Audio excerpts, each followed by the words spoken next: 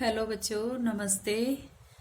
आज हम हिंदी शिक्षण में नाटक शिक्षण की जो टॉपिक चल रहा था, जिसमें हमने अर्थ, परिभाषाएं और नाटक के तत्वों के बारे में अध्ययन कर लिया था।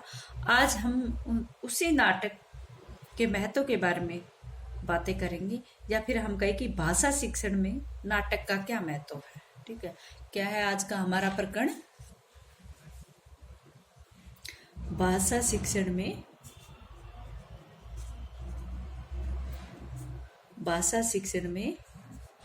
नाटक का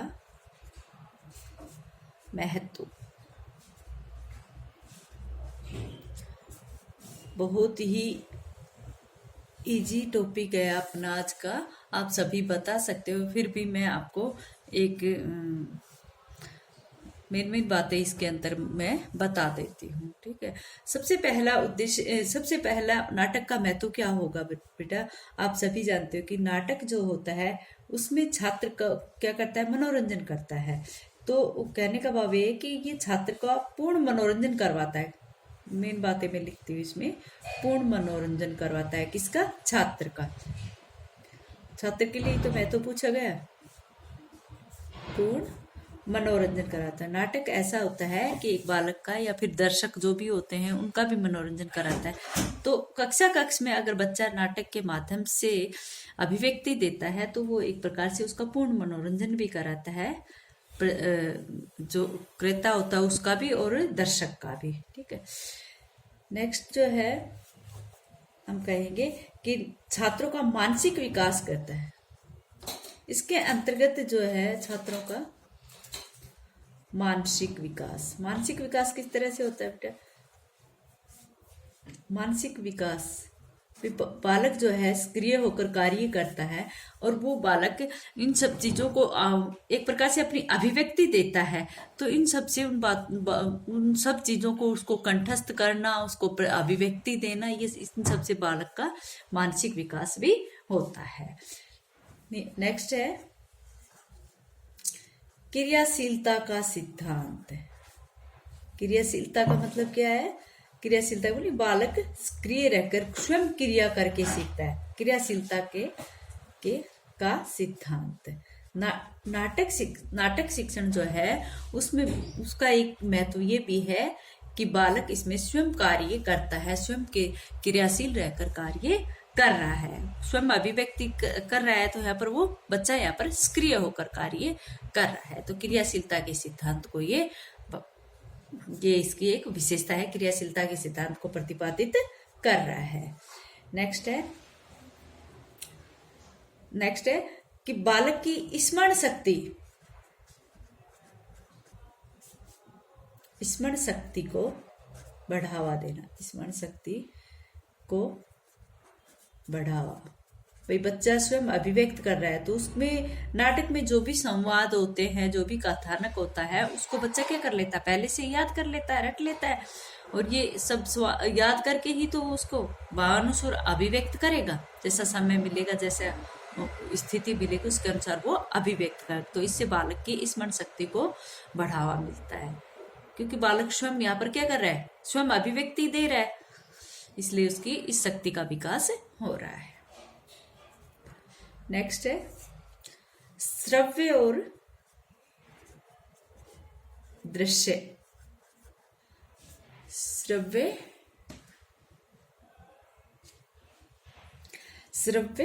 दृश्य साधनों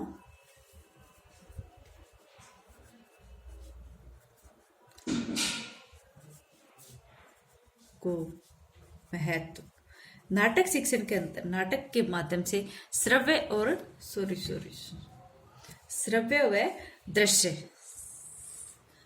दृश्य दोनों ही साधनों का प्रयोग हो रहा है ना। तो ये इस तरह से श्रव्य दृश्य दोनों ही साधनों को महत्व देता है। श्रव्य दृश्य साधन शिक्षण का एक महत्वपूर्ण साधन माना गया है, इसलिए नाटक जो है इन श्रव्य दृश्य साधनों के मध्य आता है। ठीक है, नेक्स्ट जो है संकोची या झिझक वाला बच्चा, या फिर हम कहें कि लज्जा या झिझक लज्जा, झिझक या संकोची संकोची प्रवृत्ति के छात्रों के लिए उपयोगी। लज्जा, झिझक या संकोची प्रवृत्ति वाले विद्यार्थियों के लिए उपयोगी। भाई बच्चा स्वयं अभिव्यक्ति दे रहा है, तो नाटक में एक बार अगर बच्चा कोई भाग लेता है तो वो क्या करता है, वो किसी प्रकार की उसको झिझक नहीं आती, कोई किसी प्रकार की लज्जा नहीं आती। और जो अगर वो संकोची प्रवृत्ति का है तो भी उसको वहां पर खुलकर बोलना पड़ेगा। तो इस तरह से लज्जा, झिझक व संकोची प्रवृत्ति वाले विद्यार्थियों के लिए उपयोगी क्या है, नाटक शिक्षण, ठीक है, उपयोगी। नेक्स्ट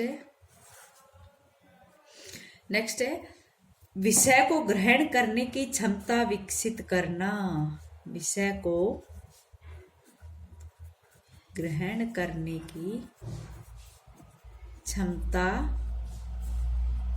विकसित करना, ये भी नाटक शिक्षण की एक विशेषता है। नाटक का ये महत्व है कि इसमें बालक क्या कर रहा है, अपने विषय वस्तु को क्या कर रहा है, ग्रहण कर रहा है, ठीक है।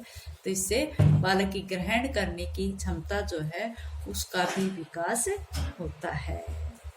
एक जो बालक जो इस विषय को ग्रहण कर लेता है तो माना यह जाता है कि बच्चा क्या कर रहा है, यहाँ पर बच्चे को ये एक तो स्मरण शक्ति का बढ़ावा मिल रहा है, दूसरा उसकी ग्रहण करने की क्षमता भी विकसित हो रही है। नेक्स्ट है आत्मविश्वास की शक्ति का विकास। आत्मविश्वास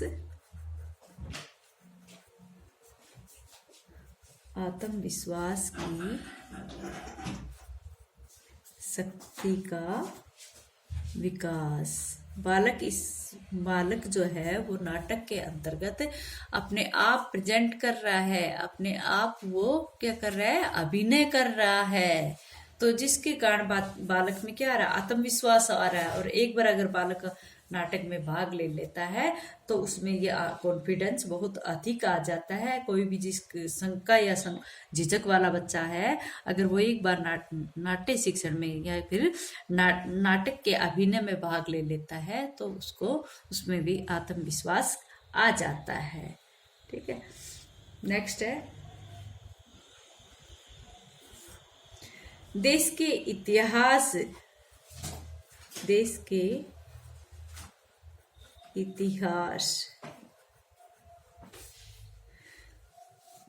इतिहास का ज्ञान। क्योंकि नाटक जो होते हैं, कई बार नाटक क्या होते हैं, ऐतिहासिक नाटक होते हैं, और उन नाटकों को इतने प्रभावशाली ढंग से प्रेजेंट किया जाता है कि बच्चों को जो अपना अतीत है, देश काल कैसा था, उस समय किस तरह की परिस्थितियां थी, उन सब का ज्ञान हो जाता है। देश के इतिहास का ज्ञान नाटक के माध्यम से सुनने वाले को और अभिनय करने वालों को दोनों को होता है। नेक्स्ट है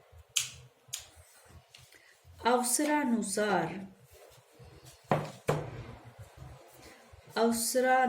या अवसरानुकूल, जैसा अवसर था उसके अनुसार वार्तालाप करने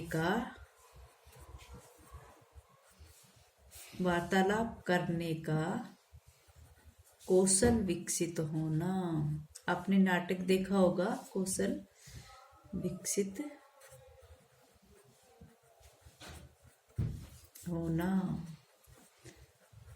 नाटक के अंतर्गत आपने इतनी तत्परता देखी है कि कोई भी अगर जो कोई कुछ बोलता है, संवाद के रूप में दूसरा जो उसका पात्र होता है तुरंत उसका जवाब देता है। क्योंकि तो उसके लिए उसको अधिक रोमांटिक करने के लिए ऐसा किया जाता है कि बात पर तुरंत उसका जवाब आता है। तो अवसरानुकूल, जैसा अवसर देखा जाता है उसी प्रकार से वार्तालाप वहां पर की जाती है। इसलिए ये नाटक की एक विशेष नाटक का ये एक प्रकार का की विशेषता है कि बालक जो है, कोई भी जो छात्र है, नाटक के द्वारा छात्रों को अवसरानुकूल वार्तालाप करने का ढंग आ जाता है, ठीक है। नेक्स्ट है नाटक के माध्यम से छात्रों को अपनी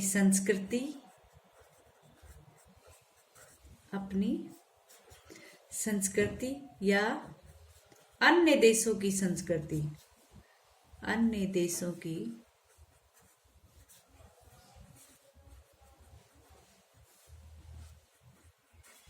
देशों की संस्कृति का ज्ञान, संस्कृति का सही ज्ञान प्राप्त होना या सही ज्ञान कराना, एक ही बात है। नाटक के माध्यम से, जो नाटक जब बालक करता है तो नाटक के माध्यम से छात्रों को क्या होता है, छात्रों को अपने देश की संस्कृति का या तो अन्य देशों की संस्कृति का सही ज्ञान कराया जा सकता है। ठीक है, अच्छा बच्चों, आज इतना ही, आगे कल कर